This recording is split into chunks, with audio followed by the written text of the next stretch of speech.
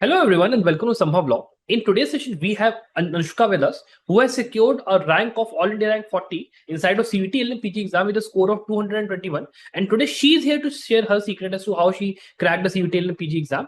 And accordingly, Anushka, I would welcome you to the channel and please also introduce yourself to the audience as well, please. First of all, thank you, sir, for providing me this opportunity to share my experience. As I have completed my graduation from University of Allahabad, then I have completed my 3-year LLB course from University of Lucknow, and I have given my CUET PG exam in my last semester, 6th semester, and I have secured rank 46 and marks 21 to 221. And I want to pursue my LLM from University of Delhi. That's all.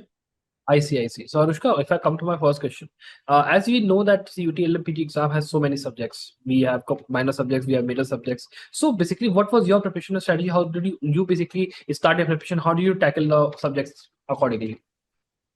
Sir, firstly, I go through a syllabus. I check the syllabus, what is the syllabus for CUET PG exam.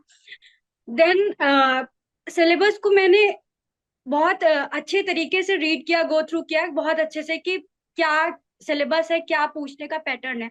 Then I go through PYQs, previous year questions. Then according to this PYQs को मैंने observe करने के बाद मैंने उनको divide कर लिया portion में कि कहाँ से मेजर पोर्शन पूछे जा रहे हैं, मेजर पोर्शन कहाँ से है, माइनर पोर्शन, उनको मैंने बाइफर्केट कर लिया. बाइफर्केट करने के बाद मैंने जो मेजर पोर्शन है उसमें से कहाँ कौन से सब टॉपिक्स हैं, वहां से कहाँ से क्वेश्चन आ रहे हैं, तो उनको मैंने डिवाइड कर लिया. फॉर एग्जांपल कॉन्स्टिट्यूशन है तो हमारे लिए कॉन्स्टिट्यूशन में ऐसा रहता है कि कॉन्स्टिट्यूशन में जैसे fundamental rights, fundamental duties, DPSP, तो इन सब को डिवाइड कर लिया कि ये मेजर पोर्शन है कि यहाँ से क्वेश्चन हर साल आ रहे हैं, तो हमें इस पे ज्यादा फोकस करना है.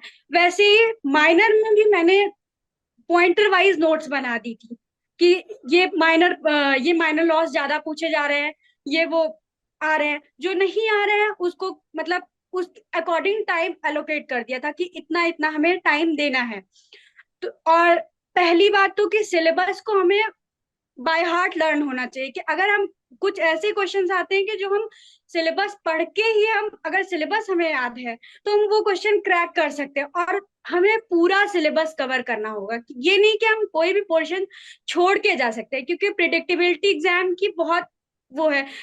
जैसे कि हमने लास्ट ईयर देखा था कि माइनर लॉस से बहुत ज्यादा क्वेश्चन आ गए थे, and this year major loss है, तो पेपर का पैटर्न प्रिडिक्टेबल नहीं है. तो हमें इवन टफेस्ट एग्जाम के लिए भी प्रिपेयर रहना है कि अगर हमें टफ पेपर भी टैकल करना है तो हम उसको कर सकें. तो मेरी स्ट्रेटेजी यही रही थी. आई सी. तो मतलब जैसे मान लीजिए अनुष्का, अपन लोग बात करते हैं कि आपने माइनर सब्जेक्ट्स के लिए, मेजर सब्जेक्ट्स के लिए, मतलब आपने जैसे का टॉपिक बाय टॉपिक आप गए, पूरा आपने देखा और सब्जेक्ट्स की आपने उसको वो किया. अगर मैं ये बात करता हूँ कि जैसे आप माइनर लॉस पे आते हैं, तो माइनर लॉस के अंदर we also know that there are so many subjects जिनको कवर करने में टाइम बहुत लगता है. तो आपके हिसाब से एक आइडियल प्रिपरेशन स्ट्रेटजी या फिर एक आइडियल टाइम पीरियड क्या होगा कि अगर कोई ऐसा स्टूडेंट है जिसने बिल्कुल प्रिपेयर नहीं किया, उसके लिए बेस्ट क्या रहेगा तरीका? सर माइनर लॉस तो जनरली हमें लॉ कोर्स के टाइम भी हमें पढ़ाए नहीं जाते हैं, तो माइनर लॉस के लिए हमें इस तरीके से प्रिपेयर करना है. माइनर लॉस में क्वेश्चन भी जो भी आ रहा है वो बेसिक लेवल के क्वेश्चन है, ऐसा नहीं है कि आपको डीप गो थ्रू करना है.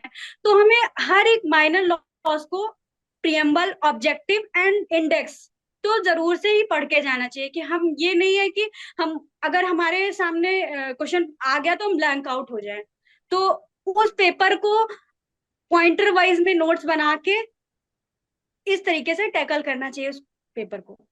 आई सी. पॉइंटर वाइज नोट बना के टैकल करना चाहिए. अच्छा, इसमें भी आप ये कैसे कहेंगे कि मतलब आइडियल, मतलब अगर मान लीजिए तैयारी मुझे करनी, मान लीजिए एक ऐसा स्टूडेंट है जिसको बिल्कुल ब्लैंक, उसने मान लीजिए लॉ स्कूल में जरा पढ़ाई नहीं करी, उसके लिए एक आइडियल टाइम पीरियड क्या रहेगा तैयारी करने का, और तैयारी करने का तरीका सर क्या होना चाहिए? 6 to 7 मंथ देना पड़ेगा, उसका प्रॉपर टाइम है कि 6 to 7. अगर लेकिन आपने लॉ कोर्स के टाइम पढ़ाई की है अच्छे से तो 2 to 3 मंथ्स में हो जाएगा. लेकिन अगर आपने LLB के टाइम अपनी पढ़ाई सही से नहीं किया तो मैक्सिमम 6 to 7 मंथ देने पड़ेंगे इस पेपर के लिए.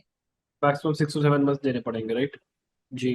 और जी. उसमें भी देखिए अनुष्का, ये होता है ना कि आप जब फोकस अपना शुरू करते हैं तो फिर प्रिपरेशन स्ट्रेटजी अगर आप बात करें, तो अगर मान लीजिए आप ही को नेक्स्ट ईयर मान लीजिए टारगेट करना हो एग्जाम को, तो आप कैसे इस चीज को लेके चलेंगे? सर पहले तो हमें एक प्रॉपर स्ट्रैटेजी के साथ पढ़ाई करनी होगी। फर्स्ट ऑफ ऑल हमें पहले सिलेबस से गो थ्रू करना पड़ेगा। सिलेबस देखा है, सिलेबस के बाद पीवाईक्यूज पे जाना चाहिए। पीवाईक्यूज 2 to 3 years के पीवाईक्यूज उठाइए और उसमें से देखिए कि मेजर पोर्शन कहाँ से आ रहे हैं एंड माइनर पोर्शन कहाँ से आ रहे हैं, पेपर कहाँ से आ रहा है, कहाँ से नहीं आ रहा है। उस हिसाब से हमें अपना टाइम डिवाइड कर लेना चाहिए कि हमें इस सब्जेक्ट को इतना टाइम, जैसे कि मैंने 2 या 3 साल के पेपर देखे तो जूरिस्प्रूडेंस, टॉट, कॉन्स्टिट्यूशन, इससे क्वेश्चन काफी आए हैं। तो हम इन सब्जेक्ट्स को तो टाइम एक्स्ट्रा देना ही पड़ेगा। देन फिर हमें जो मॉडरेट वे में आ रहे हैं, मॉडरेट लेवल पे आ रहे हैं क्वेश्चन, उन्हें देखना पड़ेगा। And one of important thing, जैसे कि हमारा क्या होता है कि हमें हर टाइप के क्वेश्चन को सॉल्व करना चाहिए। जैसे कि असर्शन रीजनिंग आ रही है, मैच द फॉलोइंग आ रहा है, अरेंजिंग आ रही है, तो हर टाइप के क्वेश्चन, एनटी अपने क्वेश्चन पैटर्न बदलती रहती है। ये जरूरी नहीं कि हर साल एक ही टाइप के पेपर आए, तो हमें हर टाइप के क्वेश्चन पेपर सॉल्व करते रहने चाहिए। तो मेन ये है कि सिलेबस के अंदर रहकर और पीवाईक्यू सॉल्व करने चाहिए। ये मेन तैयारी का एक सही तरीका हो अच्छा सकता तरीका है। रहेगा।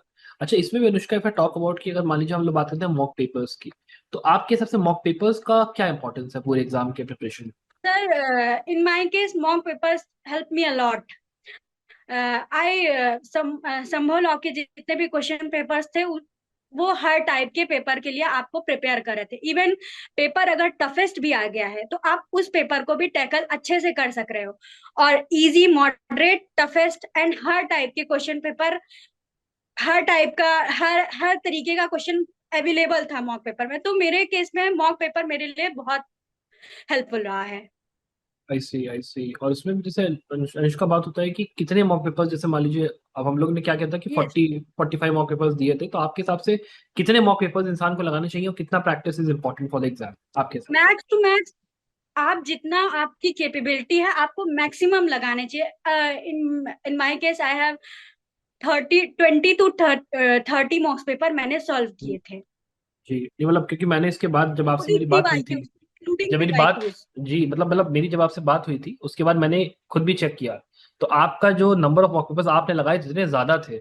मतलब मैं ये वही देख के वो हो रहा था कि हाँ, मतलब मॉक पेपर्स का जो इम्पोर्टेंस है दैट इज सो मच, अगर आप देखा जाए तो। Yes sir, mock paper But, one of the best role play करता है आपके हम्म, तैयारी प्रिपरेशन में। तैयारी प्रिपरेशन में। और फिर मतलब बाद में अनुष्का, जैसे आप बात करते हैं दिल्ली यूनिवर्सिटी आप जा रहे हैं, तो अब इसके बाद आपका मतलब क्या आपका प्रिपरेशन का रहने वाला है? क्या मतलब जुडिशरी में आप फर्दर फोकस में है, या फिर किस तरीके से आप चीजों को आगे लेके जाएंगे अपने personally? Sir, there are lot of career option apart from judiciary, so I want to go to that. Towards that, और बेसिकली आपका क्या मानना, मतलब जब से ये 3 ईयर का जुडिशरी रूल आया है और उसके बाद से चेंजेस हुए हैं काफी लोगों के मतलब कैरियर फोकस में, बिकॉज ऑब्वियसली बात है 3 साल बहुत ज्यादा होता है, तो आपका उस पर क्या ओपिनियन है?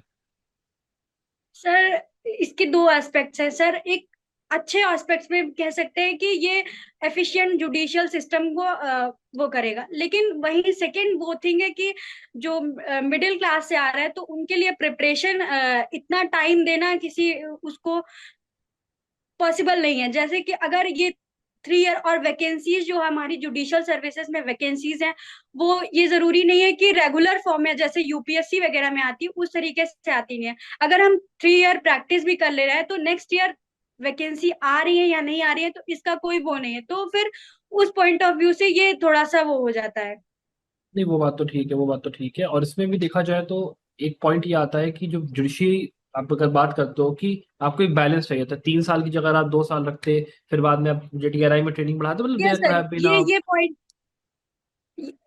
इसकी जगह टाइम का ड्यूरेशन थोड़ा कम, मैक्सिमम टाइम का ड्यूरेशन कम कर देना चाहिए कि 1 ईयर या फिर ऐसे।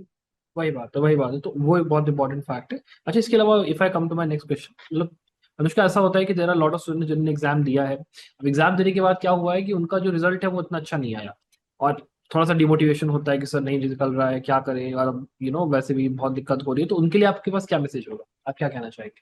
सर, प्रिपरेशन के टाइम अपने आप को मोटिवेट रखे।